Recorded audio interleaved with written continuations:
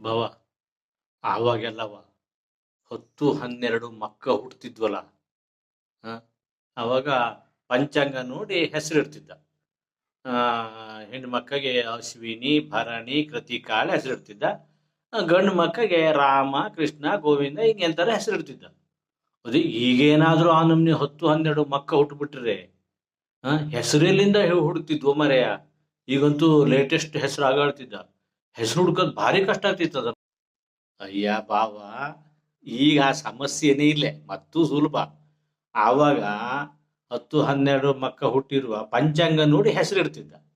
ಈಗ ಹಂಗಲ್ಲ, ಕ್ಯಾಲೆಂಡರ್ ನೋಡ್ಬಿಟ್ರೆ ಆಯ್ತು. ಜನವರಿಲಿ ಹುಟ್ಟಿದ್ನ ಜನವರಿ ಇಟ್ರಾತು, ಫೆಬ್ರವರಿ ಹುಟ್ಟಿದ್ನ ಫೆಬ್ರವರಿಯಲ್ಲಿ ಹೆಸರಿಟ್ರಾತು, ಮಾರ್ಚಲ್ಲಿ ಹುಟ್ಟಿದ್ನ ಮಾರ್ಚಲ್ಲಿ ಹೆಸರಿಟ್ರಾತು. ಹಿಂಗೆ 12 ಜನ ಮಕ್ಕ ಹುಟ್ಟಿದ್ರೆ 12 ತಿಂಗಳ ಹೆಸರಿಟ್ರಾತು. ಈಗ ಗಂಡು ಮಕ್ಕ ಹುಟ್ಟಿದಪ್ಪ, ಒಂದು ಜನವರಿಲಿ ಒಂದು ಇದು ಗಂಡು ಹುಟ್ಟಿದ, ಅವನಿಗೆ ಜನ್ನು ಅಂದ್ರಾತು. ಹೆಣ್ಣು ಹುಟ್ಟಿರೆ ಜನ್ನಿ ಅಂದ್ರಾತು. ಈಗೆಲ್ಲ ಶಾರ್ಟ್ ಕಟ್ ಅಲ್ಲ ಹೆಸರು ಕರೆಯೋದು. ಫೆಬ್ರವರಿಲಿ ಹುಟ್ಟಿದ್ರೆ ಪೆಬ್ಬೋ ಅಂದ್ರಾತು ಗಂಡು ಹುಡ್ರಿಗೆ. ಹೆಣ್ಣು ಹುಡ್ರಿಗೆ ಪೆಬ್ಬಿ ಅಂದ್ರಾತು.